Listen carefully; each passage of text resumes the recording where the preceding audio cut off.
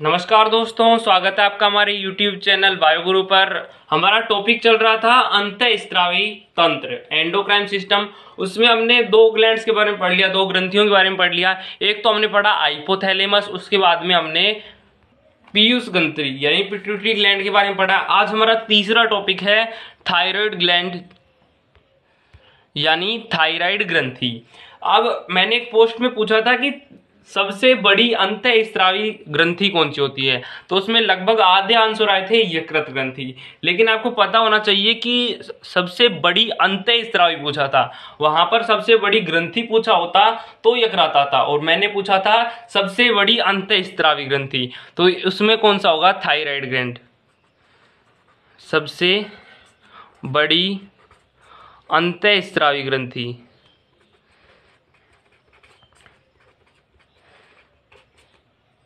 जब हमने इसकी बेसिक जानकारी ली थी एंडोक्राइन सिस्टम की, तो उसमें हमने देखा था कि जो थायराइड ग्लैंड होती है, थायराइड ग्रंथि होती है, उसकी लोकेशन कहाँ पर होती है, वो स्थित कहाँ पर होती है। तो उसमें हमने पढ़ा वो गर्दन में स्थित होती है।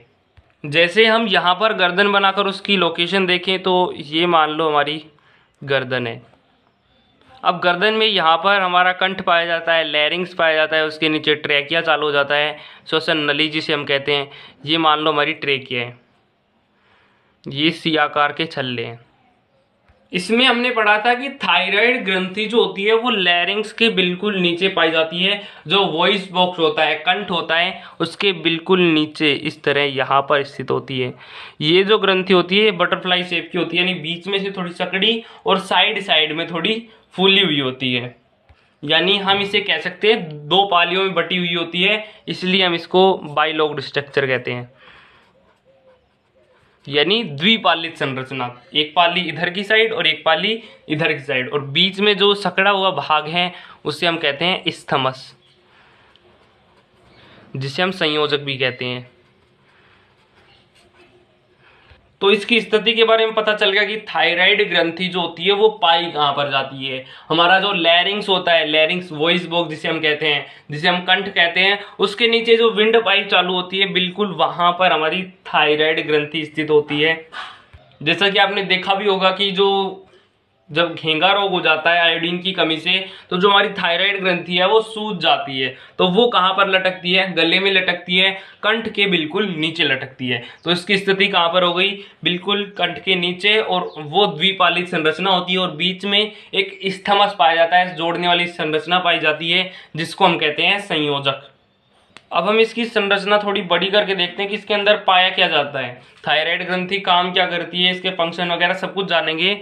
जैसे हमने यहाँ पर थायराइड ग्रंथि बना ली, वैसे इतनी भी ज़्यादा डबलाकार शेप की नहीं होती है, वो थोड़ी बहुत होती है, फिर भी बना रहे हैं, कोई बात नहीं। समझ लो कि ये थायराइड ग्रंथि है, इतनी डबलाकार नहीं होती है, वो कुछ थोड़ी बहुत बटरफ्लाई शेप की होती है, लेकिन इतनी भी ज़्यादा नहीं होती है।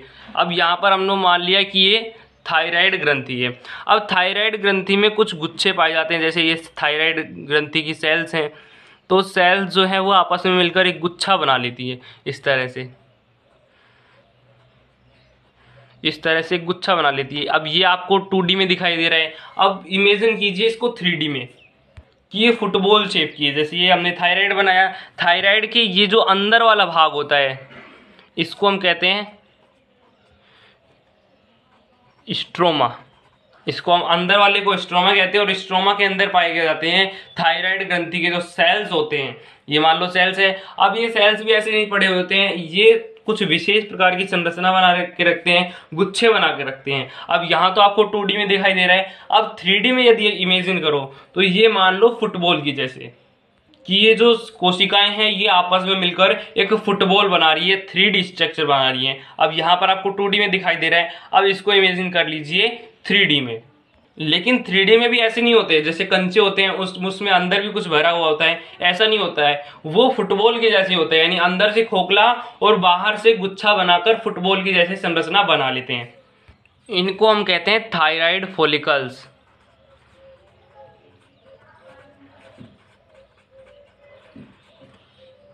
जिसको हम कह सकते हैं थायराइड पुट्टक, यानी फॉलिकल्स का मतलब पुट्टक। छोटे छोटे पुट्टक होते हैं, इनसे मिलकर ही बनी होती है। जैसे अब यहाँ पर तो आपको 2 दिखाई दे रहे हैं, इस तरह से यहाँ पर ये गुच्छे बहुत सारे होते हैं और मिलकर थायराइड ग्रंथि का निर्माण करते हैं। ये जो थायराइड पुट्टक होते हैं, थायराइड फॉलिकल्स होते हैं, इनके अलावा थायराइड में एक और चीज पाई जाती है, एक और प्रकार की कोशिकाएं पाई जाती है बीच बीच में। जैसे यहाँ पर इस तरह से बीच बीच में कुछ सेल्स पाई जाती है, इनको हम कहते हैं सी सेल्स। इनके बारे में हमको बात नहीं करनी है, सी सेल्स के बारे में, ये हम पढ़ेंगे केवल थायराइड फॉलिकल्स। अब ये जो थायराइड फॉलिकल्स बने हुए होते हैं, यानी ये जो गुच्छा बना हुआ होता है, ये किससे बना होता है? कोशिकाओं से मिलकर बना होता है। तो ये जो कोशिकाएं होती हैं, ये क्यूबोइडल सेल्स होती हैं। यानी अगर हम एक कोशिका की बात करें, ये पूरा तो हो गया थायराइड फॉलिकल, और अगर हम एक कोशिका की बात करें तो एक कोशिका होती है क्यूबोइडल सेल, यानी घनाभ प्रकार की। क्योंकि जब घनाभ होगी तभी तो ये 3D स्ट्रक्चर बनेगी।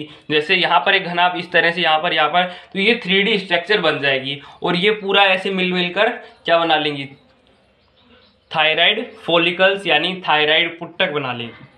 तो अभी तक हमने क्या बात की? अभी तक हमने केवल इसकी स्थिति के बारे में जाना है कि इसकी स्थिति हमारी जो वॉइस बॉक्स होता है, लैरिंक्स होता है, उसके बिल्कुल ठीक नीचे पाई जाती है, और इनके बीच में एक पतली संरचना जुड़ी हुई होती है जो इन दोनों पार्लिकों को जोड़ने का काम करती है। इनको हम क्या कहते हैं? संयोजक कहते हैं, इस्थमस कहते हैं। इसके अलावा हमने एक बात की, ये जो थायराइड ग्रंथि होती है, ये हमारे शरीर की सबसे बड़ी अंतःस्रावी, यहाँ पर सबसे बड़ी ग्रंथि नहीं कहा है, सबसे बड़ी अंतःस्रावी, यानी जो अपना स्त्राव हार्मोन के रूप में करती हो, यानी अपना स्त्राव सीधे रक्त में डालती हो, कोई डक्ट इन्हें लेकर नहीं जाती, कोई नलिका नहीं लेकर जाती, उनको हम अंतःस्रावी कहते हैं। तो उन सभी अंतःस्रावी ग्रंथियों में सबसे बड़ी जो ग्रंथि है वो है हमारी थायराइड ग्रंथि। इसके अलावा ये एकमात्र ऐसी ग्रंथि होती है, अंतःस्रावी ग्रंथि की बात कर रहा हूं, ये एकमात्र ऐसी ग्रंथि होती है जो अपना एकमात्र ग्रंथि जो अपना स्त्राव खुद रखती है, खुद स्टोर करके रखती है। लेकिन और बाकी की जो अंतःस्रावी ग्रंथियां हैं वो ऐसा नहीं करती है। जैसे अगर हम बात करें एड्रिनल ग्लैंड की, अधिवृक्क ग्रंथि की, तो अधिवृक्क ग्रंथि में क्या होता है? जब कोई संकट आता है, भय लगता है, डर लगता है, तो क्या होता है? मस्तिष्क के जो नर्व अंतःस्रावी ग्रंथि यानी एड्रिनल तक पहुंच रही है, वो एड्रिनल तक जैसे ही पहुंचती है वहां पर सिग्नल मिलता है, तो एड्रिनल जो ग्रंथि है वो अपना स्त्राव सीधे रक्त में डालने लग जाती है, ब्लड में डालने लग जाती है, और पूरे रक्त में पहुंच जाता है, और मसल तक इस तरह सब जगह पहुंचता है, और हमारी जो शरीर है वो उसके अनुसार कार्य करने लग जाता है। तो ये तो हो गई सीधी सी बात कि नर्व आई, सिग्नल मिला, तो एड्रिनल ग्लैंड यानी अधिवृक्क ग्रंथि अपना जो हार्मोन है वो रक्त में डाल रही है। लेकिन थायराइड ग्रंथि जो है वो ऐसा नहीं करती है, वो अपना सीक्रेशन, अपना स्त्राव हार्मोन अपने अंदर ही रखती है। जैसे इसके अंदर थायराइड फॉलिकल्स पाए जा रहे हैं। अभी हमने बात की थायराइड फॉलिकल्स जो होते हैं वो बिल्कुल अंदर से पैक नहीं होते, अंदर से भी भरे हुए नहीं होते हैं, अंदर से खाली होते हैं, साइड साइड में वो गुच्छे पाए जाते हैं। तो ये जो साइड साइड में कोशिकाएं पाई जाती हैं, इनको हम क्या कहते हैं? क्यूबोइडल सेल कहते हैं, घनाभ कोशिकाएं कहते हैं। तो इनके अंदर ये जब क्या करेंगी, अपना स्त्राव बनाएंगी, हार्मोन बनाएंगी, तो वो हार्मोन इसके अंदर स्टोर कर लेती है। यहाँ पर ये जो फॉलिकल्स हैं इनके बीच में अपना स्त्राव स्टोर कर लेती हैं। और अगर इसकी स्टोरेज की बात की जाए तो लगभग होती है 100 दिन की, यानी 100 दिन की ये जो स्टोरेज है इनकी, वो फॉलिकल्स के अंदर भरी हुई होती है। तो चलिए अब हम बात कर लेते हैं इनके हार्मोन के अंदर। जो थायराइड हार्मोन पाया जाता है, जो क्यूबिडल सेल बनाती है, वो कैसे बनाती हैं और उनका कार्य क्या क्या होता है। तो यहाँ पर मैं एक बड़ा फॉलिकल बना लेता हूँ। तो यहाँ पर मैंने एक बड़ा फॉलिकल बना लिया है। अब आपको पता होना चाहिए कि जो थायराइड ग्रंथि होती है वो क्या करती है, जो रक्त में आयोडीन पाया जाता है उसको ले लेती है, क्योंकि हमको पता है आयोडीन का और किसी को काम नहीं है, केवल थायराइड ग्रंथि जो है वो जब उसके पास से रक्त निकलता है तो उसके अंदर जो आयोडीन होता है वो खुद के अंदर ले लेती है। तो आयोडीन इसके अंदर चला गया। अब इसकी जो क्यूबिडल सेल है उनके अंदर स्टोर हो जाता है वो आयोडीन, और वो काम आता है थायराइड हार्मोन बनाने के। जैसा कि आपने सुना होगा कि जब थायराइड आयोडीन की कमी हो जाती है तो आयोडीन की कमी होने से घेंगा रोग उत्पन्न हो जाता है, गलगंड रोग उत्पन्न हो जाता है। तो वो भी हम बात करेंगे कैसे होता है। उससे पहले ये जान लेते हैं थायराइड हार्मोन बनता कैसे है। तो जब ये आयोडीन इस सेल के पास आ गया, मान लो यहाँ पर जो बड़ा फॉलिकल बनाया है, यहाँ पर आयोडीन आ चुका है। अब ये जो फॉलिकल है, थायराइड फॉलिकल, थायराइड पुट्टक है, इसके अंदर कुछ प्रोटीन बनते हैं, कुछ प्रोटीन बनते हैं इस तरह से। अब ये तो संरचना आप समझ ही रहे हैं, अगर आपने पिछले लेक्चर से शुरू से लगाया है तो ये आप समझ रहे होंगे कि ये प्रोटीन है।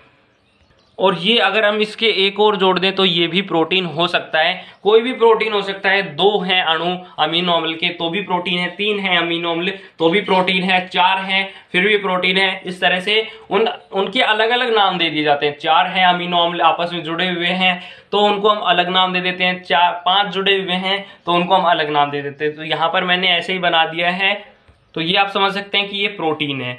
अब ये जो प्रोटीन थायराइड फॉलिकल के अंदर पाया जाता है, इसको हम कहते हैं थायरोग्लोबुलिन।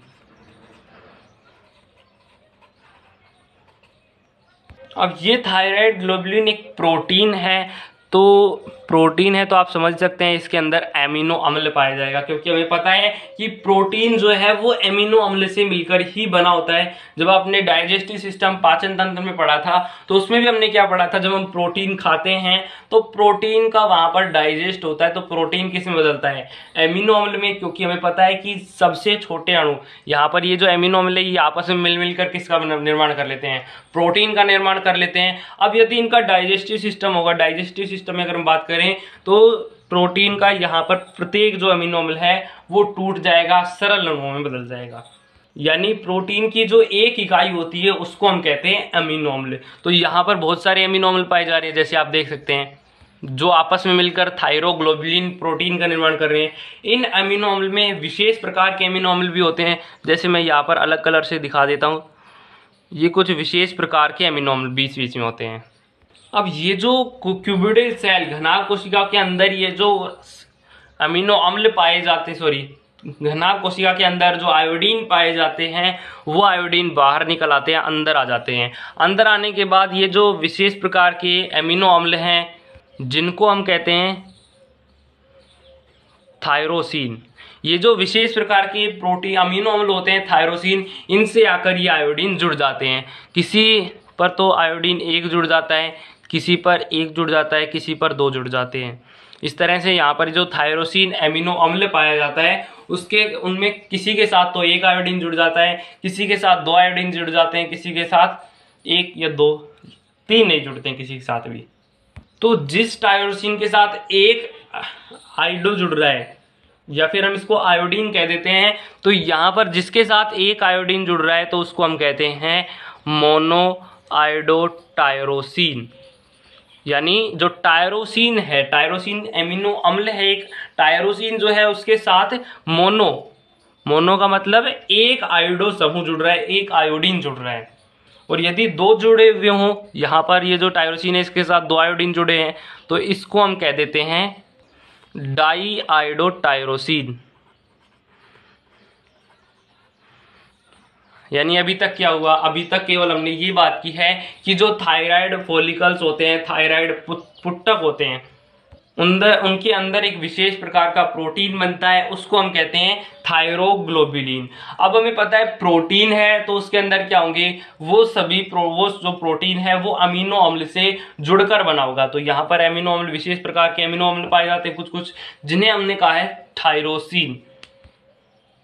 तो थायरोसिन जब बन जाते हैं, यानी फिर थायरोग्लोबुलिन बन जाता है, तो उसके बाद में क्यूबिडल सेल के अंदर जो आयोडीन उपस्थित होता है वो थायरोसिन से जुड़ जाता है। थायरोसिन यहाँ पर विशेष प्रकार के एमिनो अम्ल हैं, इनके साथ आयोडीन जुड़ जाता है। किसी के साथ 1 जुड़ता है, किसी के साथ 2 जुड़ते हैं। अब थायरोसिन के साथ जब आयोडीन जुड़ जाते हैं तो 1 जुड़ा है उसको हम कहते हैं मोनो आयोडोटायरोसिन, 2 जुड़े हुए तो उनको हम कहते हैं डाई आयोडोटायरोसिन। इसके बाद में क्या होता है, जब ये मोनो आयोडोटायरोसिन बन जाते हैं उसके बाद में ये जो थायरोग्लोबुलिन का बचा हुआ शेष पार्ट है, जो कुछ नॉर्मल ही एमिनो अम्ल से बना होता है, इसका डाइजेशन हो जाता है, ये खत्म हो जाता है। अब खत्म हो रहा है तो इसका मतलब क्या, खत्म ऐसे नहीं हो रहा है, इसका मतलब ये जो अमीनो अम्ल हैं ये टूटकर ग्लूकोज निर्माण में सहायता कर रहे हैं और फिर एटीपी बना लेंगे। इसका मतलब खत्म ही हो गए, यहां से तो खत्म हो गए, अब एटीपी कहीं भी बने। तो जब ये बचे हुए एमिनो अम्ल चले जाते हैं, उसके बाद में ये जो मोनो आयोडोटायरोसिन डाई आयोडोटायरोसिन है ये आपस में जुड़ जाते हैं। जैसे एक आयोडोटायरोसिन वाला दो आयोडोटायरोसिन से जुड़ गया, तो यहां पर क्या होगा, जैसे उसी कलर से दर्शा देते हैं।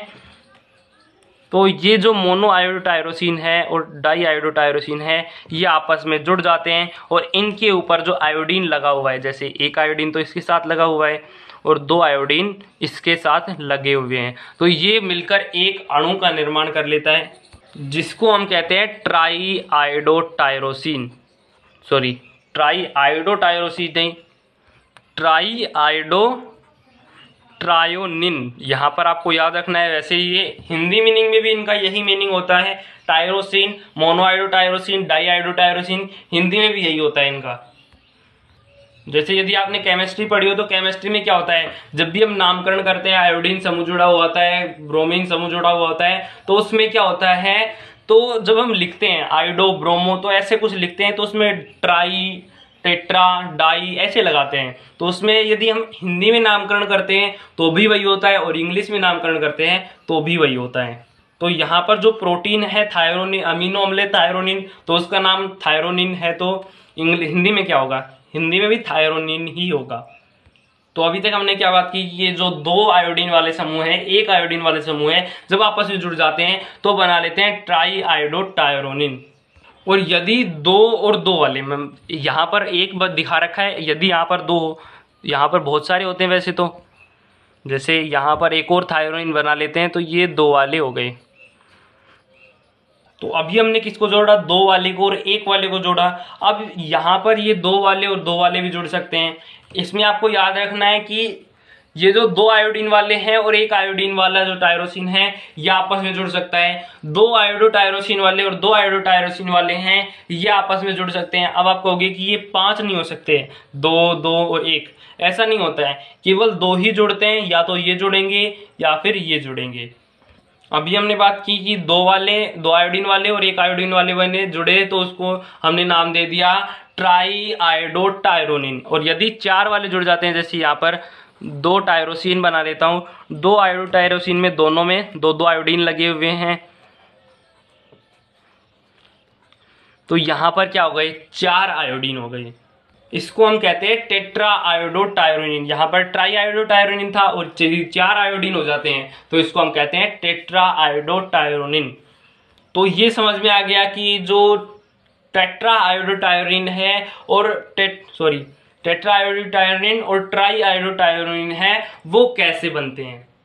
यदि यहाँ पर आपसे प्रश्न पूछा जाए तो वीडियो ध्यान से देखिए, वीडियो भी ध्यान से देखिए, और यदि क्विज खेलते हैं तो क्विज भी ध्यान से कीजिए, क्योंकि बीच बीच में यदि ये क्विज एंड हो गई, ये वीडियो एंड होने के बाद में हम यहाँ पर क्या करेंगे, वीडियो एंड होने के बाद में एक पोस्ट डालेंगे, वो पोस्ट में पूरी वीडियो में जो भी कुछ पढ़ाया जा, कहीं पर भी हो सकता है, लास्ट में हो सकता है, शुरू में हो सकता है, बीच में हो सकता है, कहीं पर भी वो क्वेश्चन हो सकता है, तो वो क्वेश्चन आपसे पूछा जाएगा और फिर देखेंगे कि आप सही करते हैं या नहीं, और फिर उससे पता लगे कि आप वीडियो को अच्छे से देखते हैं या फिर ऐसे ही।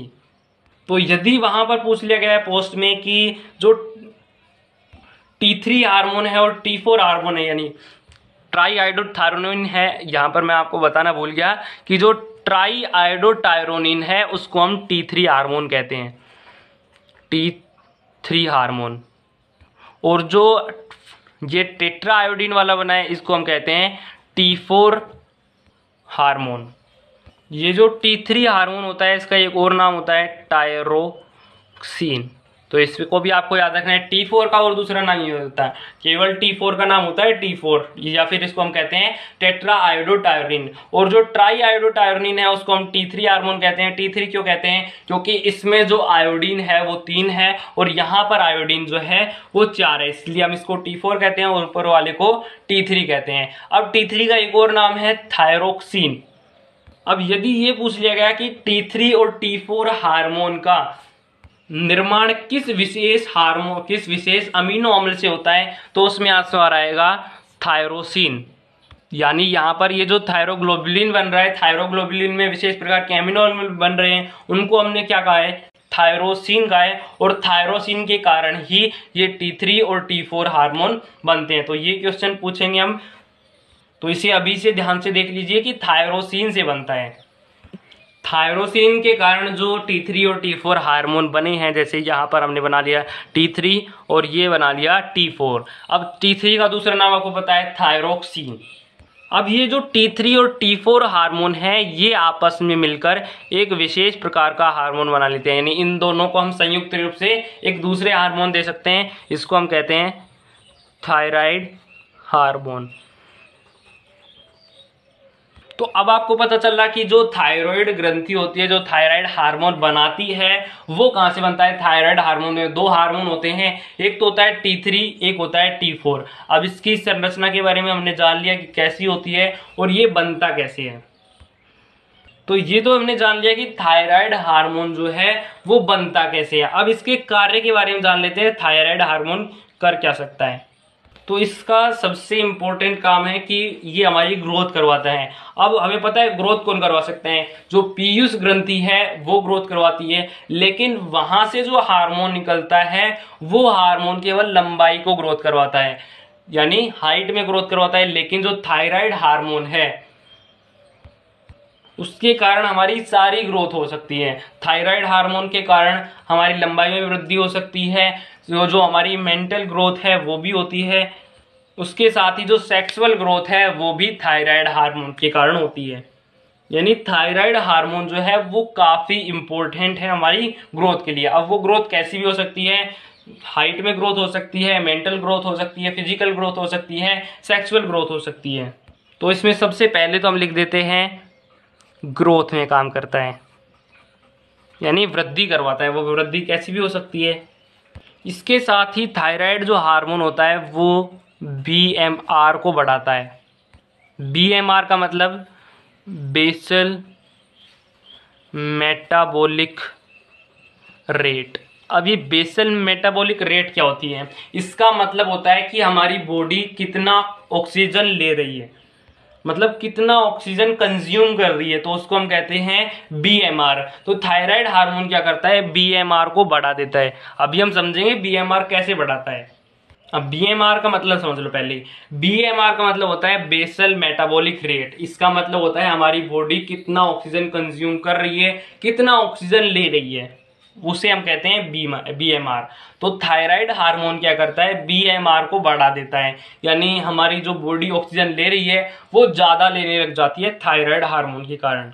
अब वो ज़्यादा क्यों नहीं लेने लगती है, अब ये समझ लो कि हमें पता है, हमने पढ़ा है उत्सर्जन तंत्र में। तो उत्सर्जन तंत्र में हमने पढ़ा है कि हमारे शरीर की जो कोशिकाएं होती है, ये मान लो कोई भी शरीर की कोशिकाएं, तो इसमें पाए जाते हैं सोडियम पोटेशियम पंप। ये पंप क्या करते हैं, Na+ को बाहर फेंकते हैं और K- को अंदर फेंकते हैं, K+ को अंदर फेंकते हैं। तो ये जो अंदर बाहर की क्रिया होती है सोडियम पोटेशियम पंप की, तो इसमें होता क्या है, 3 सोडियम तो बाहर फेंके जाते हैं और 2 पोटेशियम जो है वो अंदर लिए जाते हैं। अगर आपने उत्सर्जन तंत्र की वीडियो लगाई है, लेक्चर लगाया है, तो ये आपको पता होगा कि ये कैसे काम करता है।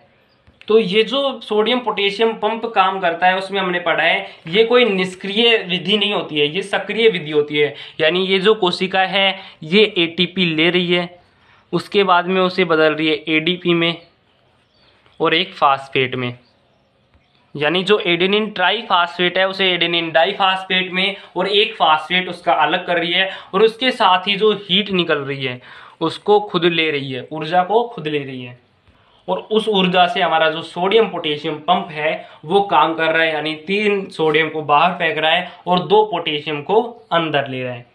तो हमारा जो थायराइड हार्मोन करता क्या है, थायराइड हार्मोन जो है वो सभी कोशिकाओं में सोडियम पोटेशियम पंप को बढ़ा देता है। यानी मान लो एक है सोडियम पोटेशियम पंप, तो एक है। अब यदि थायराइड हार्मोन है तो थायराइड हार्मोन क्या करता है, इस कोशिका के अंदर जो सोडियम पोटेशियम पंप है उनको बढ़ा देगा, यानी उनकी संख्या को बढ़ा देगा। अब संख्या बढ़ने से BMR कैसे बढ़ेगा, अभी थोड़ा रुको। जब सोडियम पोटेशियम पंप बढ़ जाएगा तो सोडियम पोटेशियम यहाँ से भी आने जाने लगेगा, तो आने जाने लगेगा तो यहाँ पर भी जो एटीपी है उसका यूज होगा और वो बदलेगी एडीपी में। तो ये जो एटीपी खर्च हो रही है, अब हमको पता है एटीपी आती कहाँ से है, एटीपी आती है हमारे ग्लूकोज से। जैसे हम दूसरा कलर यूज कर लें तो यहाँ पर हमें पता है जो हम डाइजेस्टिव सिस्टम में खाते हैं वो सभी अणु छोटे छोटे अणुओं में बदल जाते हैं और उसमें ग्लूकोज भी होता है, तो वहां से आता है ग्लूकोज और ऑक्सीजन आती है हमारे श्वसन तंत्र से। अब ये दोनों रिएक्ट करते हैं कोशिका के अंदर, सेलुलर रेस्पिरेशन होता है, कोशिकीय श्वसन होता है, उसके बाद में क्या होता है, एटीपी बनती है। तो अब जब ये सोडियम पोटेशियम पंप ज्यादा पाए जाएंगे तो जो ग्लूकोज है और ऑक्सीजन है उसकी खपत बढ़ जाएगी। और हमने भी यहीं पर कहा है कि बीएमआर का मतलब क्या होता है कि जो ऑक्सीजन है वो ज्यादा ली जाती है। जो थायराइड हार्मोन है वो बीएमआर बढ़ा देता है। ये समझ में आ गया कि बीएमआर कैसे बढ़ाता है। इसमें होता क्या है, बीएमआर का मतलब होता है ऑक्सीजन ज्यादा लेना। तो जो थायराइड हार्मोन है वो क्या करता है, ऑक्सीजन ज्यादा लेता है, यानी ऑक्सीजन ज्यादा लेने की कोशिश करता है। अब वो करता कैसे है कि सामान्य कोशिका के अंदर सोडियम पोटेशियम पंप बढ़ा दिए तो उसमें एटीपी भी ज्यादा खर्च होगी। अब एटीपी ज्यादा खर्च होगी तो एटीपी बनाने की जरूरत भी होगी। अब एटीपी बनाने की जरूरत होगी तो ज्यादा ग्लूकोज और ज्यादा ऑक्सीजन की जरूरत होगी। अब ज्यादा ऑक्सीजन की जरूरत होगी यानी ज्यादा जो ऑक्सीजन है वो हमारी बॉडी के अंदर जा रही है, तो हमारा जो बीएमआर है वो बढ़ रहा है। तो ये समझ में आ गया कि हमारा जो थायराइड हार्मोन है वो बीएमआर को कैसे इंक्रीज कर देता है। तो ये समझ में आ गया कि जो थायराइड हार्मोन है वो ग्रोथ करवाता है, उसके साथ ही हमारे जो बीएमआर है उसको इंक्रीज करवाता है, उसमें वृद्धि करवाता है। अगर ये समझ में आ गया तो आप कमेंट में, लाइव चैट तो नहीं चल रही है, कमेंट में लिखें कि ये समझ में आ गया है, टॉपिक बिल्कुल क्लियर हो गया है, फिर हम अगला चालू करते हैं। अब आपने एक बात सुनी होगी कि हमारा जो हाइपोथैलेमस है, हमारे मस्तिष्क के अंदर जो अंदर होता है हाइपोथैलेमस, मास्टर ग्लैंड जिसे कहते हैं, वो हमारे ताप नियंत्रण का काम करती है। तो ये तो सबने सुना होगा कि हमारी जो हाइपोथैलेमस है जिसे हम हेड मास्टर ग्रंथि कहते हैं, वो हमारे शरीर का ताप नियंत्रित करती है। अब आपने कभी सोचा है कि वो ताप नियंत्रित कैसे करती है? उसके पास कोई स्विच पाया जाता है कि भाई खटका दबा दिया और हमारे शरीर का तापमान वापस 37 डिग्री हो गया? ऐसा कुछ नहीं होता है। वो केवल एक सिक्रेशन डालती है, यानी अपना स्त्राव डालती है, और स्त्राव जो है वो ग्रंथि के पास पहुंचता है, थायराइड ग्रंथि के पास पहुंचता है, और थायराइड ग्रंथि जो है वो उस हिसाब से हमारे शरीर के ताप को नियंत्रित कर देती है। अभी हम उसको भी समझेंगे कैसे करती है। तो सबसे पहले होता क्या है, हमारी जो हाइपोथैलेमस है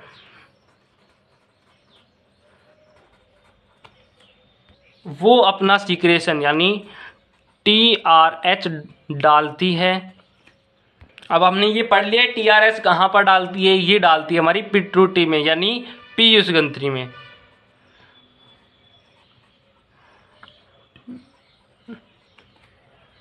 अब ये जो पिट्यूटरी होती है, पीयूष ग्रंथि होती है, वो एक और सिक्रेशन बनाती है जिसको हम कहते हैं TSH।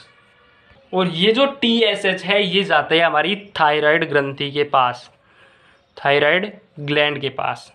यानी यहाँ पर क्या हो रहा है, हमारी जो मास्टर ग्रंथि है, हेड मास्टर है, वो हमारे मास्टर पिट्यूटरी पीयूष ग्रंथि को एक सिग्नल देता है TRH यानी ऑर्डर देता है। तो जो पिट्यूटरी है वो थायराइड को ऑर्डर देती है, क्योंकि हमें पता है पिट्यूटरी क्या है, मास्टर ग्लैंड है, और हाइपोथैलेमस मास्टर ग्लैंड है।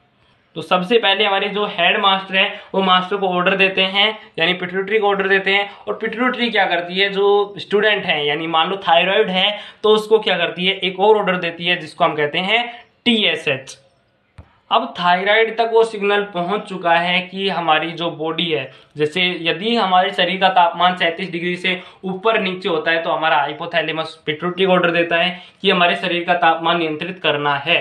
तो पिट्यूटरी क्या करती है, इस थायराइड के पास सूचना पहुंचाती है कि हमारे शरीर का तापमान कम ज्यादा हो गया है, इस हिसाब से आपको सिक्रेशन करनी है।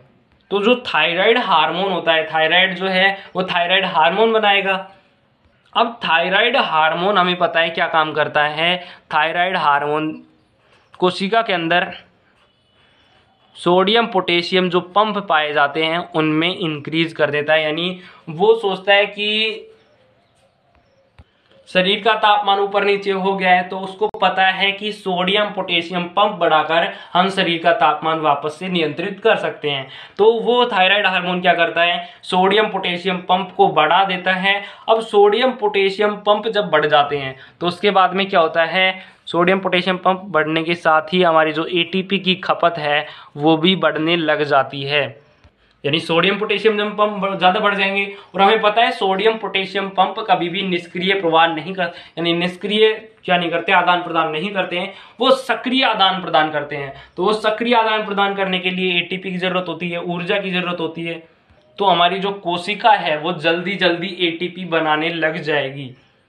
अब जल्दी जल्दी जो एटीपी बनाई जाती है उसके द्वारा क्या होता है, एटीपी जो है वो स्टोर कर ली जाती है। तो ये जो शरीर का तापमान ऊपर या नीचे होने के कारण जो हमारा एटीपी बन रहा है, एटीपी क्या होती है, सामान्यतः ऊर्जा होती है, कैलोरी होती है, ऊर्जा को हम कैलोरी में मापते हैं। तो यानी यहाँ पर क्या हो रहा है, सोडियम पोटेशियम पंप जैसे ही बढ़ रहे हैं तो हमारी जो शरीर के अंदर जो कैलोरी है वो बढ़ने लग जाती है। कैलोरी का मतलब ऊर्जा या फिर हम उसे कह सकते हैं एटीपी। तो जब हमारी कैलोरी एटीपी बढ़ने लग जाती है तो इसको हम कहते हैं कैलोरजेनिक इफेक्ट। अब एटीपी बढ़ने से क्या होगा, सोडियम पोटेशियम पंप एटीपी का ज़्यादा यूज़ करेंगे और जब ज़्यादा यूज़ करेंगे तो वहाँ पर क्या बना लेगी, एटीपी जो है वो एडीपी में बदल जाएगी और उसके साथ ही कुछ हीट भी निकलेगी बाहर। अब ये जो हीट बाहर निकल रही है एटीपी के कारण निकल रही है, एटीपी से एडीपी बन रहा है एक तो। अब ये एडीपी हमारे कोई काम का नहीं है, अभी तो काम का नहीं है, जब बाद में वापस से एटीपी बनाने की ज़रूरत होगी तब ये वापस से काम आएगा। और इसके साथ ही हमारी हीट निकल रही है, यानी एटीपी जैसे ही ज़्यादा बने, सोडियम पोटेशियम पंप ज़्यादा हुए तो वो जो एटीपी है वो बदलने लग जाती है एडीपी में और उसके साथ ही कुछ हीट रिलीज होती है और वो हमारे शरीर के तापमान को वापस नियंत्रित कर देती है। तो यहाँ पर जो हीट निकलती है, हीट को हम क्या कहते हैं, थर्मोमीटर। हीट को कैसे नापते हैं, थर्मोमीटर। और भी जो सारे हीट के रिलेटेड हैं उसको हम कहते हैं थर्म, उसे हम क्या कहते हैं, थर्मो कहते हैं। तो यहाँ पर क्या हो रही है, हीट ज़्यादा प्रोड्यूस हो रही है तो इसको हम कह देते हैं थर्मोजेनिक इफेक्ट। तो ये इन दोनों में कंफ्यूज नहीं होना है कि जो कैलोरीजन इफेक्ट है और हमारा जो थर्मोजेनिक इफेक्ट है ये दोनों सेम नहीं है।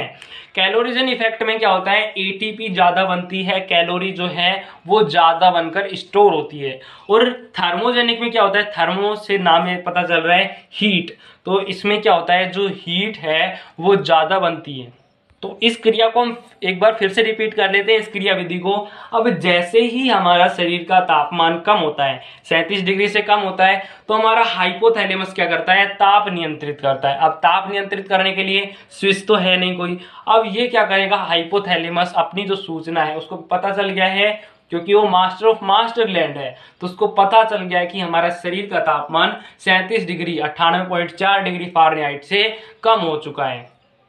तो वो क्या करता है, पिट्यूटरी यानी मास्टर ग्लैंड को पहुंचाता है। अब मास्टर जो ग्लैंड है वो थायराइड ग्लैंड के पास पहुंचाती है और थायराइड ग्लैंड से यहाँ पर निकलता है हमारा थायराइड हार्मोन। और थायराइड हार्मोन क्या करता है, अभी हमने बात की, बीएमआर बढ़ाता है, यानी सोडियम जो पोटेशियम पंप है उनमें वृद्धि करता है। तो यहाँ पर जो सोडियम पोटेशियम पंप है वो बढ़ जाएंगे। अब सोडियम पोटेशियम पंप जैसे ही बढ़ जाते हैं तो हमारी जो एटीपी की खपत है वो ज़्यादा होने लग जाती है, एटीपी ज़्यादा खर्च होने लग जाती है। तो इसको हम क्या कहते हैं, कैलोरीजेनिक इफेक्ट, यानी हमारी जो कैलोरी है उसमें अंतर आ रहा है, यानी एटीपी जो है वो ज़्यादा यूज़ हो रही है। अब ज़्यादा यूज़ होगी तो एडीपी भी ज़्यादा बनेंगे और उसके साथ ही जो हीट है वो भी ज़्यादा बनेगी। तो हीट जब ज़्यादा बनती है तो इसको हम कहते हैं थर्मोजेनिक इफेक्ट। यानी हुआ क्या, हाइपोथैलेमस को केवल पता लगा है कि हमारे शरीर का तापमान कम हो गया है, वो अपना सीक्रेशन डाल देती है पिट्यूटरी में। अब बाद में सारी चीज़ें आपस में काम करके क्या करती हैं, हीट प्रोड्यूस करती है, ऊष्मा प्रदान करती है, तो हमारे शरीर का तापमान वापस से नियंत्रित हो जाता है। यानी थर्मोजेनिक इफेक्ट और क्लोरीजेनिक इफेक्ट के कारण हमारे शरीर का तापमान वापस से नियंत्रित हो जाता है। और हम कहते क्या हैं कि हमारे शरीर का ताप नियंत्रण किसके द्वारा होता है, हाइपोथैलेमस के द्वारा होता है। वैसे यदि पेपर में आ गया तो हाइपोथैलेमस ही करना है, कभी क्लोरीजन इफेक्ट और थर्मोजेनिक इफेक्ट लिखे हो, क्योंकि हाइपोथैलेमस को ही तो पता लगता है कि शरीर का तापमान नीचे चला गया है और वो फिर उसी हिसाब से TRH रिलीज करता है। तो यहां पर यदि पेपर में आ गया कि ताप नियंत्रित कौन करता है, तो इसमें ये क्लोरीजन इफेक्ट और थर्मोजेनिक इफेक्ट नहीं लिखना है, ना थायराइड हार्मोन लिखना है, आपको क्या लिखना है, हाइपोथैलेमस। ये तो उसके बाद की क्रियाविधि है, सबसे पहले तो हाइपोथैलेमस ही है, तो हमें लिखना क्या है, हाइपोथैलेमस लिखना है।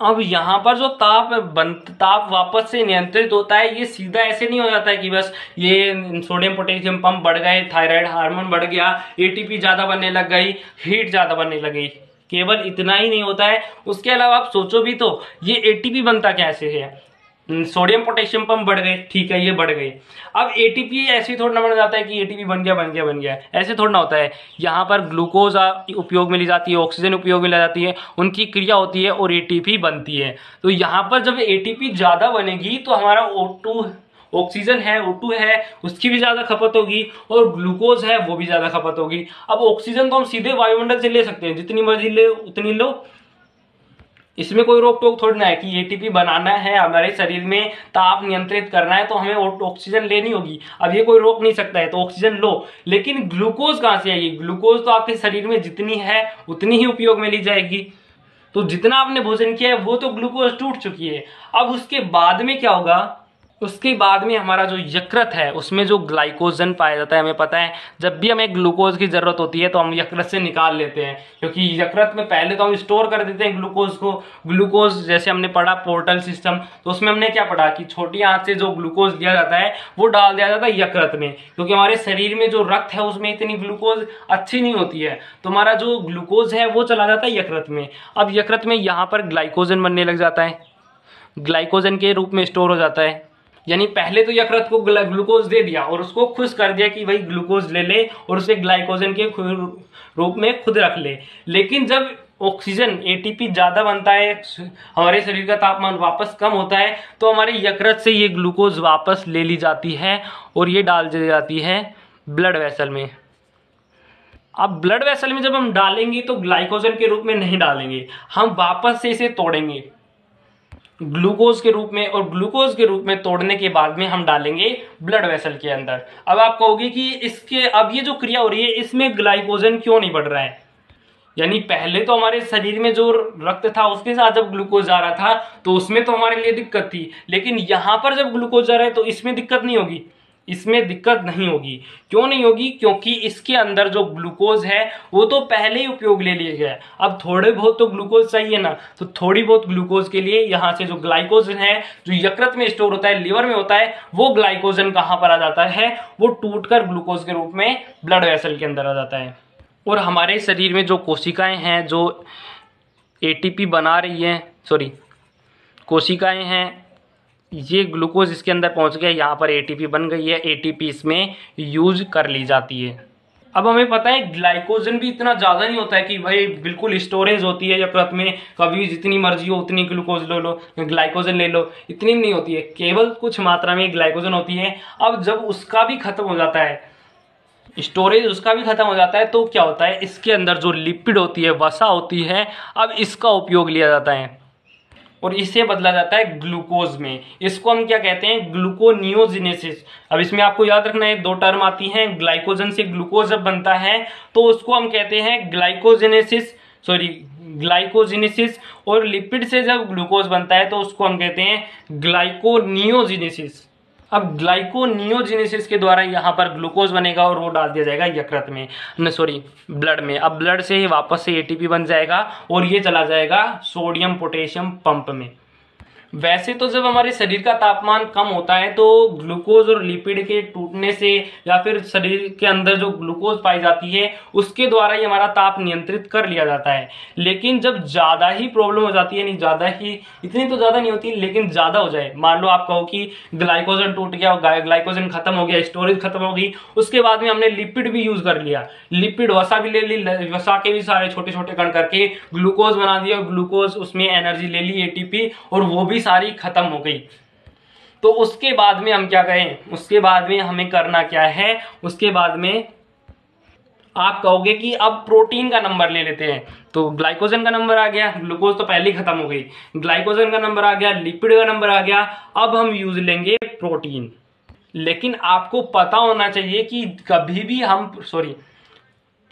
हम प्रोटीन का यूज नहीं लेते हैं ग्लूकोज के लिए। जब कुछ ज्यादा ही इमरजेंसी हो जाती है तब ले सकते हैं, लेकिन इस तरह की छोटी मोटी स्थिति में कि भाई ताप ही तो नियंत्रित हुआ है, हमारे शरीर का ताप 37 डिग्री से थोड़ा कम ही तो गया है, इसमें ज्यादा प्रॉब्लम नहीं है। कुछ ज्यादा ही इमरजेंसी हो जाती है तब हमारा प्रोटीन टूटने लगता है, लेकिन कुछ ऐसी छोटी मोटी चुल्लू मुल्लू जो स्थिति होती है उसमें हमारा जो प्रोटीन है वो टूटता नहीं है। उल्टा प्रोटीलाइजेशन और होता है, प्रोटोजिनेसिस होता है। प्रोटोजिनेसिस का मतलब क्या होता है, प्रोटीन बनता और है। यानी हम तो यहाँ पर सोच रहे थे कि ग्लाइकोजन खत्म हो गया, लिपिड खत्म हो गया, अपनी जिसमें एटीपी बना ली और हमारी कोशिका ने यूज ले ली, अब हम करेंगे प्रोटीन का टूटना। लेकिन यहाँ पर हो रहा है उससे उल्टा, प्रोटीन टूट नहीं रहा है, उसके बजाय प्रोटीन बन हो रहा है। तो ये आपको याद रखना है कि प्रोटीन कभी भी टूटता नहीं है। बहुत ज्यादा इमरजेंसी स्टेट हो तभी हमारा प्रोटीन जो है वो टूटता है और ऊर्जा बनाता है। और इस स्थिति में तो हमारा प्रोटोजिनेसिस ही हो रहा है, यानी प्रोटीन जो है वो बन रहा है। अब प्रोटीन बन क्यों रहा है, क्योंकि हमारा जो थायराइड हार्मोन है, अभी हमने पढ़ा, अभी यदि आप इसको प्रोटीन को तोड़ देते, मान लो यहाँ पर प्रोटीन होता, ऐसा ऐसे होता नहीं है, मान लो यहाँ पर प्रोटीन होता है और आप प्रोटीन को तोड़ रहे हो और ग्लूकोज बना रहे हो, तो इस स्टेट में हमारे क्या होगा, हमारा जो थायराइड हार्मोन पाया जाता है, जैसे इस पेज में तो लिखा हुआ है, हमारे जो T3 और T4 हार्मोन होते हैं वो भी हमें पता है एक प्रोटीन ही होते हैं। अब यदि प्रोटीन का ही अपघटन होने लग जाएगा तो हमारा जो थायराइड हार्मोन है मतलब वो भी ऊर्जा में बदल जाएगा, एटीपी में बदल जाएगा। तो जब एटीपी में बदल जाएगा थायराइड हार्मोन तो सोडियम पोटेशियम पंप भी कम हो जाएंगे और हमारी जो बॉडी है वो मेंटेन नहीं कर पाएगी। मतलब आप समझ रहे हैं ना कि मैं कहना क्या चाहता हूं। मैं यहां पर ये कहना चाहता हूं कि प्रोटीन जो है वो कभी भी ऊर्जा निर्माण नहीं करती है। बहुत रेयर केस होते हैं, जब ज्यादा ही इमरजेंसी हो जाती है तब ये प्रोटीन जो है वो एटीपी बनाता है। तो यहां पर क्या होता है, प्रोटीन जो है वो टूटता नहीं है, उल्टा प्रोटीन बनता और है। थायराइड हार्मोन और बनता है। क्यों बनता है, क्योंकि हमें पता है थायराइड हार्मोन हमारी ग्रोथ के लिए, बीएमआर इंक्रीज करने के लिए काफी इंपॉर्टेंट है। तो यहां पर हम थायराइड हार्मोन को ऐसे वेस्ट नहीं कर सकते हैं। तो ये वाली जो स्टेट है हाइपोथैलेमस से ताप नियंत्रित कैसे होता है ये आप समझ चुके होंगे। अगर आपको ये वीडियो अच्छी लगती है, समझ में आ रहा है, वैसे तो हम और टॉपिक पढ़ेंगे अभी खत्म मत करना कि भाई वीडियो खत्म हो गई है, चलो अभी आपको समझ में आ रहा है तो वीडियो एंड होने के बाद में अपने दोस्तों के पास शेयर जरूर कीजिए। अब हम इसके डिसऑर्डर पढ़ लेते हैं, यानी थायराइड हार्मोन के कारण हमारे शरीर में क्या डिसऑर्डर आ सकते हैं। एक होता है हमारा हाइपोथायराइडिज्म और एक होता है हमारा हाइपरथायराइडिज्म। नाम से ही पता चल रहा है, हाइपोथायराइडिज्म मतलब जो थायराइड हार्मोन है उसका स्त्राव है वो कम हो गया है। अब आपको पता है कम किसी भी कारण से हो सकता है, थायराइड हार्मोन कम किसी भी कारण से हो सकता है। यदि उसको प्रोटीन ना मिले, थायरोक्सिन ना बने, आयोडीन ना मिले, तो इस तरह से हमारे जो हाइपोथायराइडिज्म है उसके कारण बहुत सारे हैं। हमने पढ़ा है थायरोक्सिन ना बने, विशेष प्रकार के एमिनो अम्ल ना बने, जो उसके अंदर प्रोटीन पाया जाता है थायरोग्लोबुलिन वो ना बने, या फिर हमारे शरीर में आयोडीन की कमी हो जाए और वो डाईआयोडोटायरोसिन नहीं बना पाए तो भी हमारा जो T3 हार्मोन है, T4 हार्मोन है वो नहीं बनेगा, यानी थायराइड हार्मोन नहीं बनेगा। तो इस स्टेट में हमारे क्या होगा, हाइपोथायराइडिज्म हो जाएगा, यानी स्त्राव जो है वो कम हो जाएगा और उसके कारण हमारी जो ग्रोथ है वो भी नहीं होगी। वो ग्रोथ कौन कौन सी है, फिजिकल, मेंटल और सेक्सुअल ग्रोथ नहीं होंगी। तो ये तो आप समझ सकते हैं कि हाइपोथायराइडिज्म किस किस कारण हो सकता है। कोई भी कारण ले लो जिसके कारण थायराइड हार्मोन बनता है, और ये यदि उसमें कोई भी चीज नहीं होगी, अनुपस्थित होगी, तो हमारा जो हाइपोथायराइडिज्म है वो आ जाएगा। अब बात आती है कि हाइपरथायराइडिज्म यानी थायराइड हार्मोन ज्यादा कैसे बनता है। इसका मतलब हम समझ सकते हैं अति स्त्राव। हाइपर का मतलब, अब कहते हैं ना इतना हाइपर क्यों हो रहा है ज्यादा, मतलब ज्यादा गुस्सा क्यों कर रहा है, तो ज्यादा यानी हाइपर का मतलब होता है अति और थायराइडिज्म मतलब स्त्राव, यानी जब थायराइड हार्मोन का अत्यधिक स्त्राव हो जाए तब हमारे हाइपर थायराइडिज्म बन जाता है, हाइपोथायराइडिज्म आ जाता है। तो इसके बारे में हम समझ लेते हैं हाइपरथायराइडिज्म कैसे होता है, क्योंकि हमारी बॉडी इतनी तो बेवकूफ़ नहीं है कि जो थायराइड हार्मोन है वो बनाती जाएगी, प्रोटीन खत्म करती जाएगी, थायरोक्सिन खत्म करती जाएगी, उसके साथ ही आयोडीन भी खत्म करती जाएगी। क्योंकि हमको पता है कि जब भी हमारे शरीर में हार्मोन ज़्यादा बनते हैं, जैसे मान लो यहाँ पर कोई ग्रंथि है, ये कोई हार्मोन बना रही है, अब ये हार्मोन जब ज़्यादा बना लेती है, हमने किस में पढ़ा है, रिप्रोडक्टिव सिस्टम में पढ़ा है, जब कोई भी हार्मोन ज़्यादा बन जाता है तो वही हार्मोन नेगेटिव इफेक्ट भी देने लग जाता है। जैसा कि हमने रिप्रोडक्टिव सिस्टम में पढ़ा कि जब टेस्ट्रोजन ज़्यादा बन जाते हैं तो वो सीधे एक्ट करते हैं पिट्यूटरी पर और हाइपोथैलेमस से, और वहाँ से अपना स्त्राव बंद कर लेते हैं। तो यहाँ पर यदि कोई भी हार्मोन जो है वो ज़्यादा बनने लग जाता है तो वो वापस से नेगेटिव फीडबैक देने लग जाता है, नेगेटिव इफेक्ट देने लग जाता है। यानी जिस ग्रंथि से हार्मोन आता है उसी ग्रंथि पर या फिर उसको क्या कमांड देने वाली जो ग्रंथि है उस पर एक्ट करने लग जाता है, और इस तरह से हमारे जो हार्मोन है उसका स्त्राव रुक जाता है।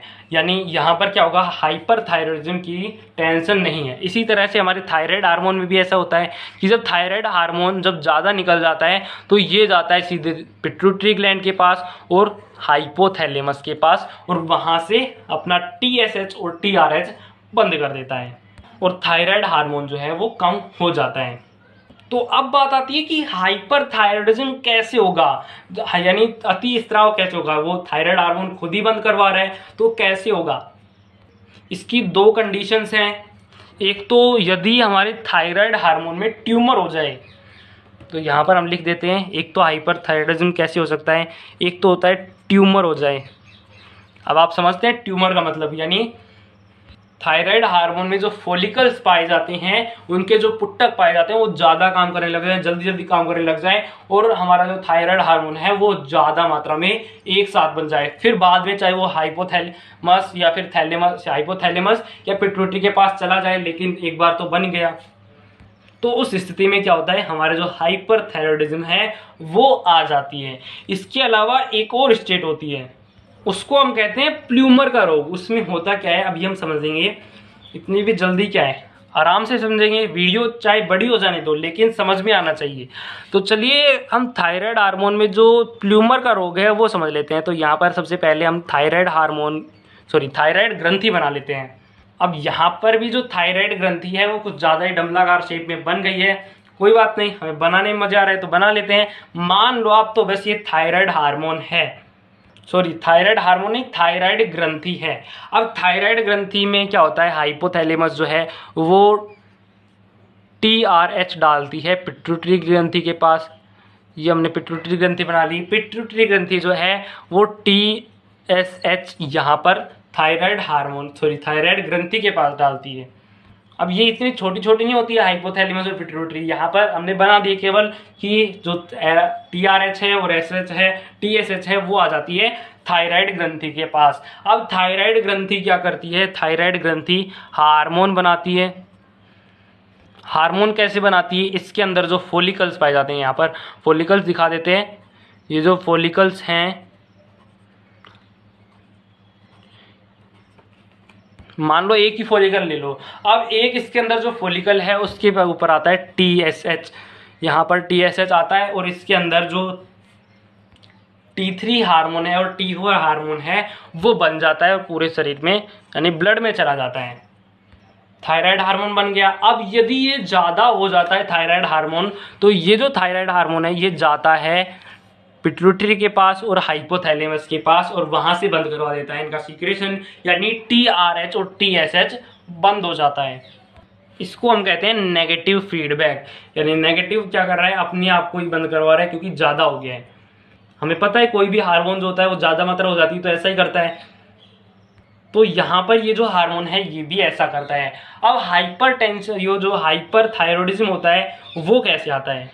अब यदि हमारे शरीर में ये TSH या फिर हम कह सकते हैं थायराइड हार्मोन कम बनता है, तो वहाँ पर क्या होता है, अब हमें पता है कोई भी जो हार्मोन है, उससे पहले हम बात कर लेते हैं एक छोटी सी बात। कोई भी जो हार्मोन है वो कैसे आता है, कोई हाइपोथैलेमस, पिट्यूटरी ग्लैंड और किसी से सिक्रेशन आता है, और जो ग्रंथि पाई जाती है यहाँ पर उसके रिसेप्टर पाए जाते हैं। ये इस तरह से ये रिसेप्टर हैं इसके ऊपर।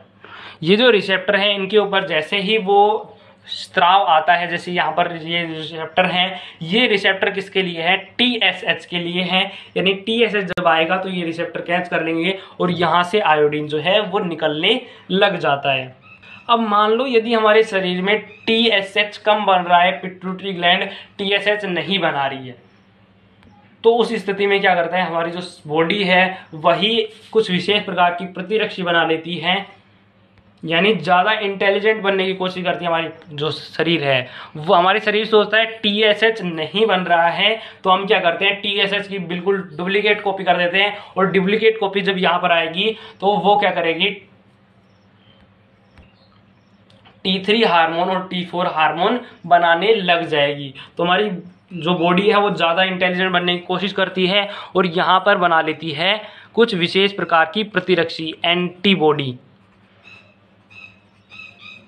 अब ये जो एंटीबॉडी होती है ये बिल्कुल TSH की जैसी होती है, TSH की बिल्कुल 2 कॉपी होती है। अब ये जब एंटीबॉडी यहाँ पर आती है तो इसके यहाँ पर इसके रिसेप्टर मिल जाते हैं, क्योंकि ये बिल्कुल कैसी है, TSH की जैसी है। तो जब ये इसके रिसेप्टर मिल जाते हैं यहाँ पर, तो ये यहाँ पर लग जाती है और यहाँ पर बनने लग जाता है T3 हार्मोन और T4 हार्मोन, यानी थायराइड हार्मोन बनने लग जाता है। यानी हमारी बॉडी को जैसे ही पता लगता है TSH नहीं बन रहा है तो वो खुद की प्रतिरक्षी बना लेती है।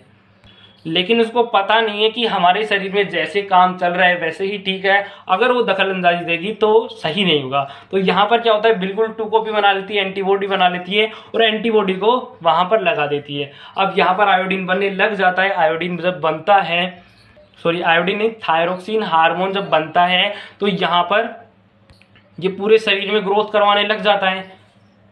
अब जब ये एंटीबॉडी इसके पास लगी हुई होंगी तो यहाँ पर जब आयोडीन जैसे जैसे लगातार निकलता जाएगा और थायराइड हार्मोन भी बनता जाएगा। अब थायराइड हार्मोन जब इतना ज़्यादा मात्रा में हो जाएगा, ये एंटीबॉडी लगी हुई है तो लगातार थायराइड हार्मोन जो है वो बनता जा रहा है। अब थायराइड हार्मोन जब इतना ज़्यादा बन जाता है तो हमारी बॉडी के लिए नुकसानदायक होता है, क्योंकि हमें पता है कोई भी हार्मोन जब ज़्यादा मात्रा में बन जाता है तो हमारी बॉडी को नुकसान देता ही है। तो यहाँ पर जब थायराइड हार्मोन ज़्यादा बन जाता है तो वो भी हमारी बॉडी को नेगेटिव फीडबैक देने लग जाता है। यानी यहाँ पर थायराइड हार्मोन जब ज़्यादा बनता है तो ये जाता है पिट्यूटरी ग्रंथि के पास और हाइपोथैलेमस के पास, और यहाँ पर इनके स्त्राव को बंद करने की कोशिश करता है। तो हमारा हाइपोथैलेमस कहता है मैं तो TRH रिलीज कर ही नहीं रहा, पिट्यूटरी कहता है मैं TSH रिलीज नहीं करता है, मैं भी TSH रिलीज नहीं कर रहा हूँ। तो हमारा जो थायराइड हार्मोन है वो सोच में पड़ जाता है कि यहाँ पर कोई भी रिलीज नहीं कर रहा है, तो थायराइड हार्मोन बन कैसे रहा है। यानी थायराइड हार्मोन इनके चक्कर काटते रहता है कि हाइपोथैलेमस बंद कर, पिट्यूटरी तू बंद कर, लेकिन इनको पता है ये बंद कर रखे हैं पहले से। ये कहते हैं TSH बंद कर रखा है, TRH बंद कर रखा है, फिर भी ये सोचता है फिर कैसे थायराइड हार्मोन बन रहा है। तो इस स्थिति में हमारे क्या होता है, हमारी बॉडी जो है उसका संतुलन बिल्कुल बिगड़ जाता है। यानी जब हमारा शरीर एंटीबॉडी बना लेता है तो यहाँ पर थायराइड हार्मोन लगातार बनता रहता है, तो इसको हम कहते हैं हाइपरथायरॉयडिज्म, और इसे प्लूमर का रोग भी कहते हैं। तो ये थे थायराइड हार्मोन के कुछ डिसऑर्डर, हाइपोथायरॉयडिज्म और हाइपरथायरॉयडिज्म। आशा करता हूँ कि आपको ये समझ में आ गया होगा, और मुझे पता है कि आप इसे शेयर जरूर करेंगे, क्योंकि जो हमारे साथ 1000 फैमिली जुड़ी है, 1000 मेंबर की फैमिली जुड़ी है, वो हम अकेले नहीं जोड़ सकते हैं, क्योंकि हमारे पास इतनी कॉन्टैक्ट नहीं है। मुझे पता है कि आप इसे शेयर जरूर करेंगे और आप करते भी हैं। धन्यवाद।